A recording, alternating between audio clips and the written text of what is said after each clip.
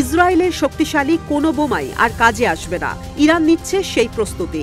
মঙ্গলবার সামরিক মহড়া শেষে ইরানের ইসলামিক রেভলিউশনারি গার্ড কর্পস জানায়, ইসরায়েলের বাংকার বাস্টিং বোমা শেষ করে দিতে পারবে তারা। এই মহড়া চালানো হয়েছে মূলত নাতানজ সহ ইরানের পরমাণু কেন্দ্রগুলো ইসরায়েলের কাছ থেকে সুরক্ষিত রাখতে। ইরানের বৃহত্তম পরমাণু গবেষণা কেন্দ্রগুলোর একটি এই নাতানজ।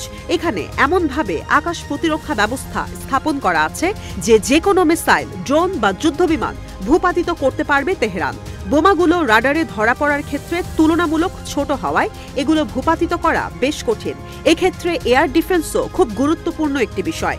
কোনো বিমান স্বল্প পাল্লার বোমাবাহী হলেও সেগুলো এয়ার ডিফেন্সের টার্গেট হয়, কিন্তু আধুনিক সব এয়ার ডিফেন্স যুদ্ধবিমানের জন্য হুমকির। ইরানি গণমাধ্যম তাসনিম নিউজ বলছে, এই মহড়ায় D9 air defence missile 17 kilometre রেঞ্জের মধ্যে একটি বোমা ভূপাতিত করেছে। বিপরীতে ইসরায়েলের রয়েছে গোল্ডেন হরাইজন ব্যালিস্টিক মিসাইল, যেটি ইরানের এয়ার ডিফেন্সের 2000 কিলোমিটারের মধ্যে আঘাত হানতে পারবে। মহড়ার ছবিও প্রকাশ করেছে তেহরান। ধারণা করা হয়, এই গোল্ডেন হরাইজন বা ব্লু স্প্যারো দিয়ে গেল বছরের অক্টোবরে ইরানে হামলা করে ইসরায়েল। ক্ষতিগ্রস্ত হয় শক্তিশালী রাডার সিস্টেম ঘাদির ও 3096A।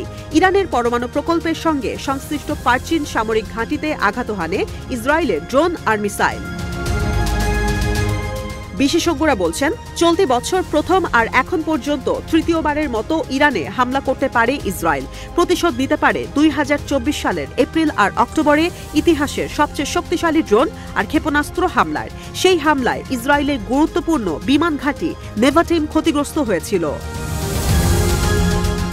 ইসরায়েল জানিয়েছে, যুক্তরাষ্ট্রের সাহায্য ছাড়াই ইরানকে মোকাবেলায় প্রস্তুত তারা। ইরানের পরমাণু প্রকল্পে বোমা হামলার মতো কঠিন অভিযানও ইসরায়েল পরিচালনা করতে পারে। জাতিসংঘ বলছে, ইরান পরমাণু বোমা বানানোর দ্বারপ্রান্তে রয়েছে।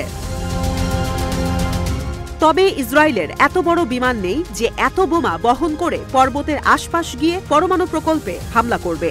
এই কেন্দ্রগুলো ক্ষতিগ্রস্ত বা ধ্বংস করতে হলে ইসরায়েলের প্রয়োজন পড়বে বিশ্বের সবচেয়ে শক্তিশালী বোমা GBU-57, যেগুলো বহন করা হয় মার্কিন B1, B2 বোমার দিয়ে। এই বিমান নেই তেল আবিবের কাছে।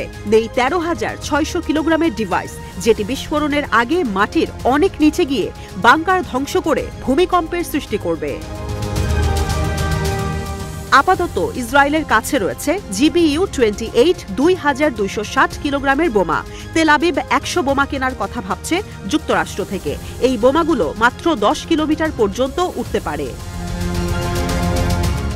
এর আগে লেবাননের সশস্ত্র গোষ্ঠী হিজবুল্লাহ নেতা হাসান নাসরাল্লাহকে হত্যার জন্য বাংকারে পৌঁছাতে 900 কেজির বোমা ব্যবহার করে ইসরায়েলি প্রতিরক্ষা বাহিনী।